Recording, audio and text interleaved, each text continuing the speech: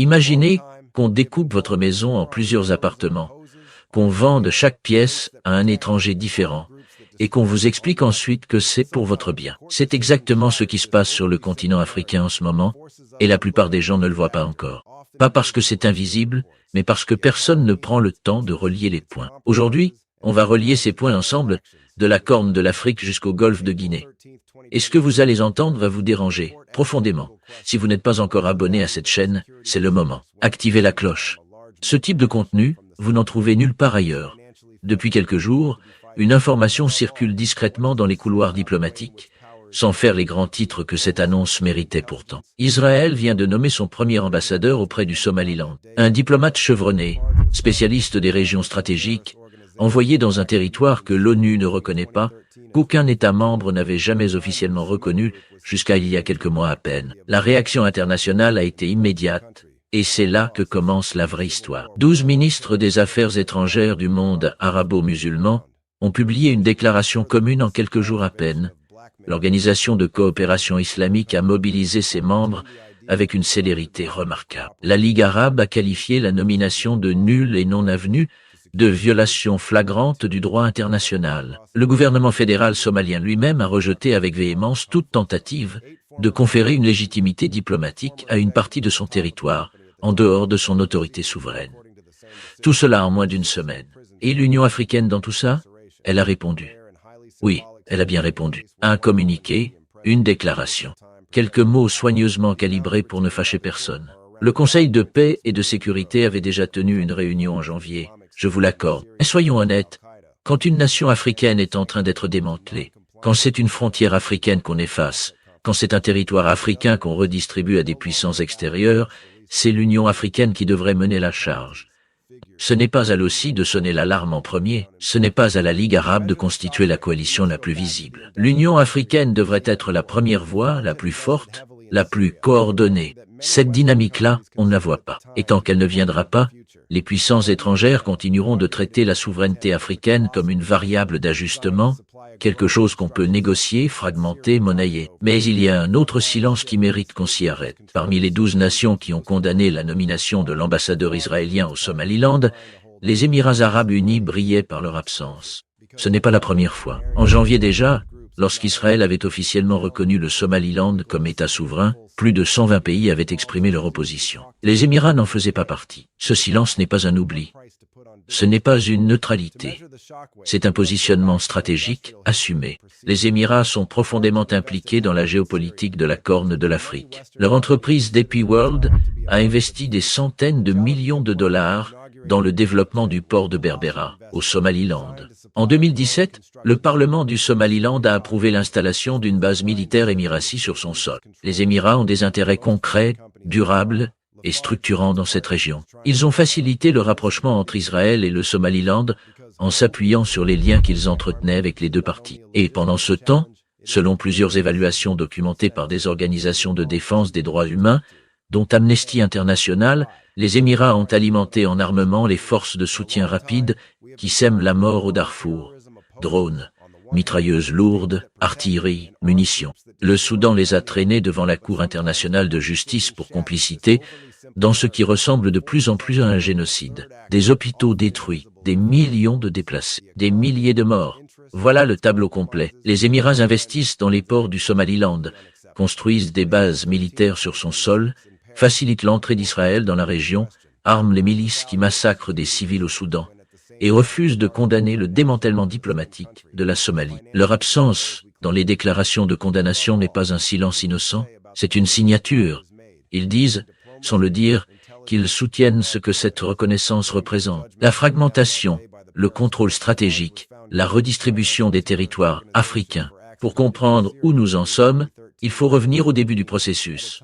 En décembre de l'année dernière, Israël est devenu le premier pays au monde à reconnaître formellement le Somaliland comme État indépendant. En janvier 2026, le chef de la diplomatie israélienne s'est rendu à Hargeisa avec tous les honneurs diplomatiques. En février, le Somaliland avait déjà envoyé son propre ambassadeur à Tel Aviv. En mars, le ministre de la présidence du Somaliland déclarait à la presse internationale que les deux entités poursuivaient un partenariat stratégique sans limite incluant une éventuelle base militaire israélienne sur la côte somalilandaise.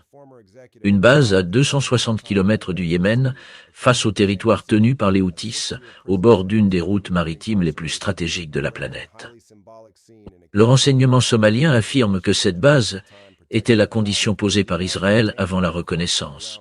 Une contrepartie négociée dans l'ombre, avant même que la reconnaissance ne devienne publique. Ce n'est pas de la diplomatie ordinaire, c'est l'implantation d'une présence militaire sur le sol africain, sous couverture diplomatique. Et cela intervient dans un contexte où les États-Unis mènent simultanément leur campagne de frappes aériennes, la plus intensive de toute l'histoire de la Somalie. Plus de 120 frappes depuis le retour de Trump au pouvoir, un rythme qui dépasse la somme totale des frappes conduites sous toutes les administrations précédentes réunies.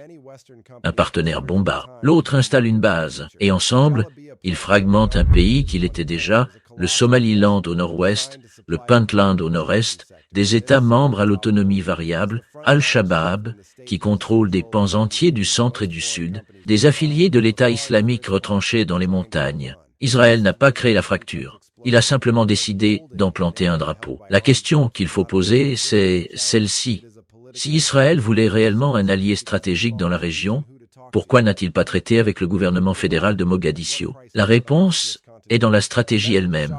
On crée un État client, une entité dont l'existence même dépend de la reconnaissance étrangère, qui doit sa légitimité à ceux qui la lui ont accordée, et qui offre en échange un accès militaire permanent à un point géographique d'une valeur inestimable. Ce schéma, il n'est pas propre à la Somalie. Le même cadre se met en place au Nigeria, pièce après pièce, accord après accord. L'année dernière, la ministre d'État nigériane aux Affaires étrangères a signé un accord de coopération sécuritaire avec le vice-ministre israélien des Affaires étrangères, couvrant le partage de renseignements, la formation contre-terroriste et la coopération militaire élargie.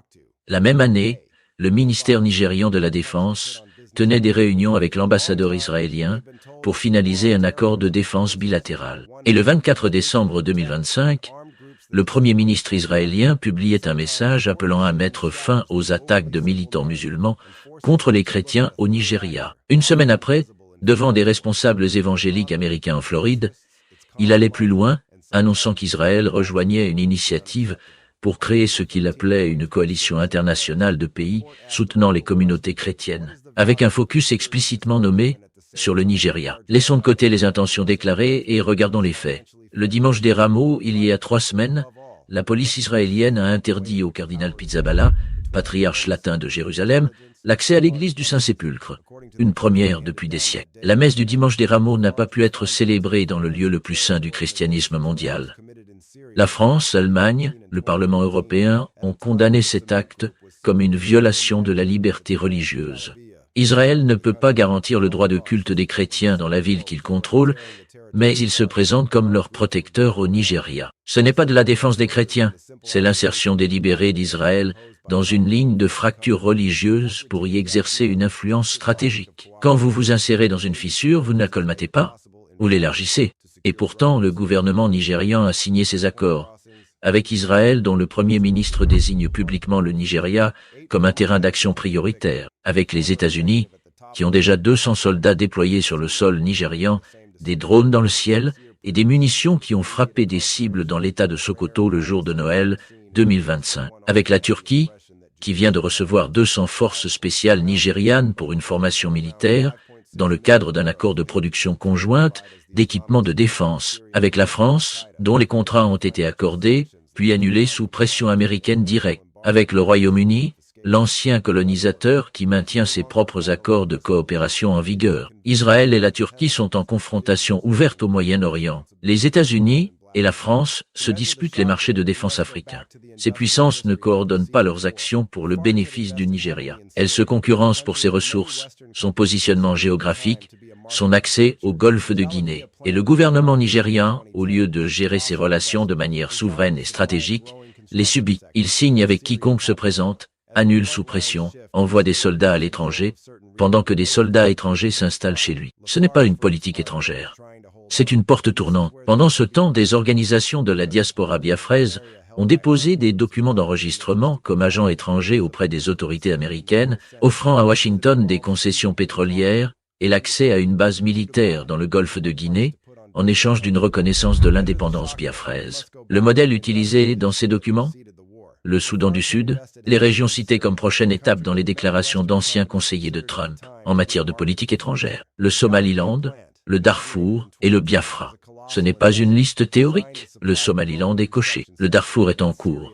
Le Biafra est dans le viseur. Le Soudan a été divisé selon des lignes religieuses. La Somalie est en train d'être fragmentée par une combinaison de reconnaissance diplomatique et de bombardement. Au Nigeria, les mêmes instruments convergent. Acteurs extérieurs identiques, outils de fragmentation similaires, failles internes exploitées avec méthode. Ce qui se passe n'est pas une série de coïncidences. C'est un schéma documenté, financé et reproductible, et l'Union africaine regarde tandis que l'OCI construit des coalitions. Si le Nigeria se fracture, ce n'est pas seulement un pays de 240 millions d'habitants qui s'effondre, c'est l'Afrique de l'Ouest entière qui bascule. Le golfe de Guinée devient une zone contestée, et le continent se retrouve administré par des puissances qui n'y ont jamais mis les pieds. Le temps des communiqués est révolu. L'Afrique a besoin d'institutions qui agissent, pas d'institutions qui rédigent. Si ce que vous venez d'entendre vous a parlé, si vous voyez, comme moi, les pièces de cet échiquier se mettre en place, alors partagez cette vidéo autour de vous.